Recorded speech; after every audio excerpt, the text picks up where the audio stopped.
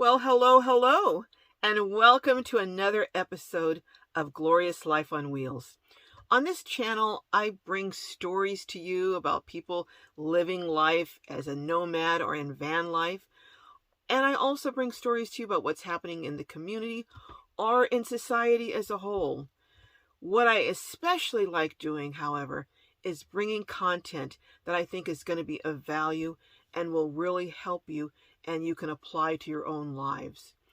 In today's video, I'm interviewing Kat. She lives full-time as a nomad in her trailer on the roads of San Diego County. She doesn't have an address, but she experienced a very, very serious medical problem and needed to have a lot of services. And she's going to share with you how, as a nomad, she was able to get those services, even some coming to her trailer to provide those services to her. And she's going to share something that I didn't really know about, and that's case management services and what it entails. So without further delay, come on, let's go meet Kat, and you're going to hear her story, and I think learn about some valuable information.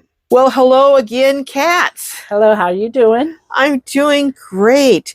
You know, we interviewed before and you shared some of what you were going through, and we even did a tour of your trailer. But today you are going to be sharing some things that people need to know who are living as nomads and may have a serious medical issue. So we're going to go through and I'm going to ask some questions and you're going to be sharing. And you shared some things with me that I had no idea about. So I think it's going to be very helpful to my globies. Meanwhile, let's get to the subject at hand. And that is you're providing these helpful tips. So you live full-time in this trailer, correct? Yes. And while living here, you discovered that you had a very serious illness. Do you want to share just a little bit about that? Yeah, I had colon cancer. Wow. And you needed to get services and help while living in a trailer with really out an address. Yes, and I had surgery July 20th, so I had to get some serious medical help. So you have Medi-Cal, correct? Yes. Yeah, and Medi-Cal is California's Medicaid for low-income individuals. Now, you qualify not because of age, but because of income and also because of a disability. Correct. All right. So now, there are various coverages, but what is the name of your coverage? Mine is Molina Complete Care DSNAP HMO. Okay, so it may have different names and there will be different providers in different states and there may be different coverage. So this pertains to people living in California, and also you don't travel around from state to state. So it is really applicable in your situation for someone who stays within one state, lives in one state. So when you experience symptoms, you went to the emergency room. The emergency room treated you for your symptoms, but referred you back to your primary because in your health care provider's coverage, your primary has to make the referrals to specialists, which is the case in most, I think, healthcare coverages. And it was through that referral to specialists that you found out and discovered you had cancer through testing. Was that correct? Right. Yeah, through my colonoscopy. Okay. One of the things that you shared, which I think is so critical for people to know about, is the importance of having a case manager. Can you tell me a little bit about how you found out about case management and having a case manager? Yeah, I through the clinic that I go to for my primary, they told me about case managers. So I have one through the clinic and I also have one through the insurance. How did you sign up for the case management services through your insurance company, Molina? I called and asked for a case manager and was assigned one. And then he contacted me that day, and he said he needed a couple days to review my history and that way, whatever I need for surgeries and doctor's appointments, tests, his job is to make sure it's all fulfilled for me as quick as possible. So it didn't take, from what you're saying, it doesn't sound like it took very long to get assigned and get the ball rolling with getting case management services. No, and the care that I've gotten is excellent. I'm going to ask you about some of the things that your case manager does for you. And you wrote down some notes so you would remember them, because he apparently does so much for you. So now, what are some of the things that your case manager does? He takes care of the billing for me, and then he makes sure that all the tests that I need are approved. And then now you were saying that sometimes there's a problem with getting a test approved, so he expedites the process, you were saying? Yes. When you have cancer, everything's a time matter, and so he gets it right through. So when you have cancer, you can't wait 2 or 3 months to get something approved. It could be life or death. Right. Okay. He makes sure that my schedules are intact. He checks on me to see if I'm doing okay. Wow. Yeah, it's pretty cool. And then I have ride service, but sometimes I just need that last minute ride, and all I gotta do is call him up and he has it all set up for me. Because you were telling me that some rides programs, they require a couple days notice. Right. But sometimes something will come up and you'll need a urgent test or something, and you have to have a test done the next day. He will intervene and get that ride for you to that test. That, and sometimes not the next day. My doctor will call me up and say, your test came back, get straight to the hospital, and all I got to do is call him up and I've got a ride. One of the things that I thought was really vital for people who are nomads to know is how you get care when people have to come out to you, because you don't have a street address, do you? No. And a lot of nomads and people who view my channel don't have street addresses. So you had to have people come out to do different services for you. You were saying such as physical therapy, bandage changing, and such. So how did you provide an address? Because that's one of the things they usually needed in order to come out. How did you arrange that? Well, I asked the manager of a building near me if I could have permission to use their address, and I was given it. I think if you ask permission, they have no problem. It's when you take is when they have a problem. Right. So I always recommend ask, and if they say it's okay, that's great. That's what you use. So let's backtrack just for a second, because in that comment you're making was something I want to really highlight, and that goes towards anything, whether you're getting water from a spigot or whatever, asking permission. You know, that really was crucial, and when they said yes, then you were set up. Right, and that was the key to it.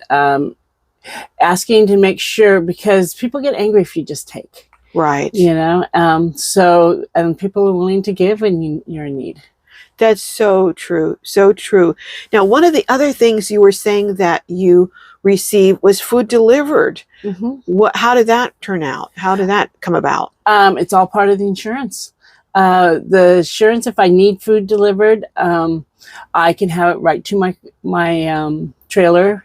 I can have medicines delivered. I can have medical supplies delivered. My nurse comes if I need an emergency nurse. So, and these were things that your case manager helped to set mm-hmm. up. He gets it, and I'll call him and say I'm having experienced this problem, and he makes sure it's all right there. Wow, that's really amazing. You were even sharing about a situation where you called your case manager. Do you want to explain what happened? Yeah, I had an emergency with my surgery site, and I called him up, and he asked me if I wanted to go to the hospital, and I said no. He being your case manager? Right. Okay. And he told me he was just going to send a nurse out to check it out, and that was great. But he had asked you, you told me, if you needed to go to the hospital. Right, and I denied that because the hospital's a lot of weight. Yeah, but he did send a nurse out to check on you. And she was able to prescribe some medication and fix the bleeding spot. So he really, when you say case manager, that really doesn't begin to explain everything that he provides. It's right. It's so inclusive. It's kind of nice that you have somebody behind you, when you're so sick, that all you got to do is call and it's taken care of. Right. Thank you very much, Kat, for sharing this information. I think it's going to be invaluable to, well, not just nomads, but to anyone who's experiencing, a major illness. But also, there was something else you talked about, and I'd like you to just briefly, this is not part of the case management, but you were talking about a gym membership.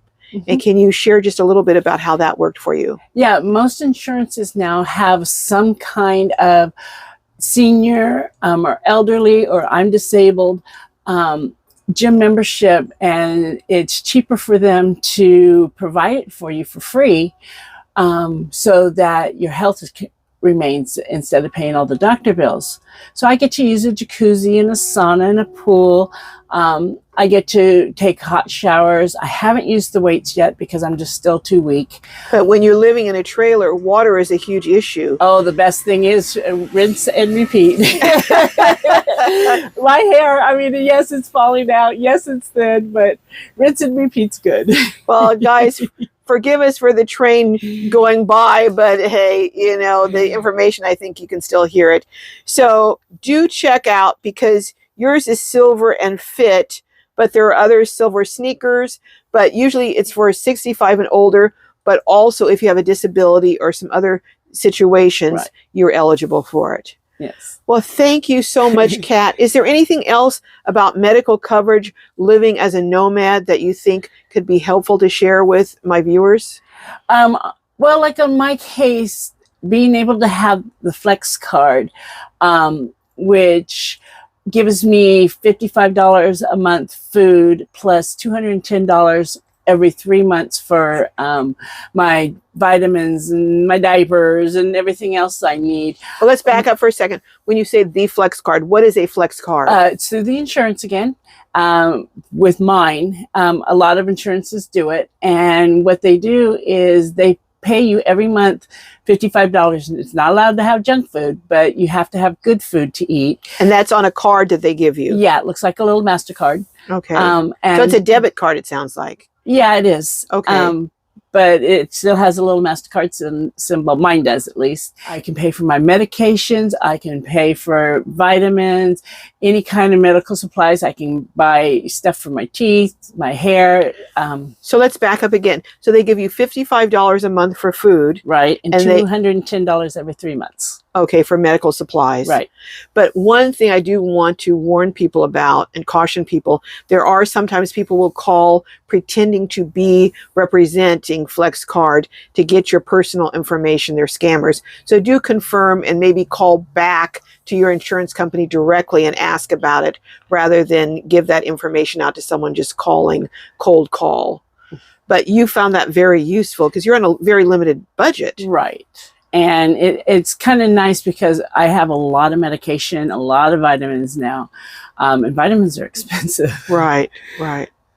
All right. Well, Kat, thank you so much. And we will check back and see, how this case management is working. But, oh my goodness, I wish I had a life case manager. I know. Can you imagine? I know. Hey. All right. We'll see you down the road, Kat. Have a golden day. You too. Bye-bye.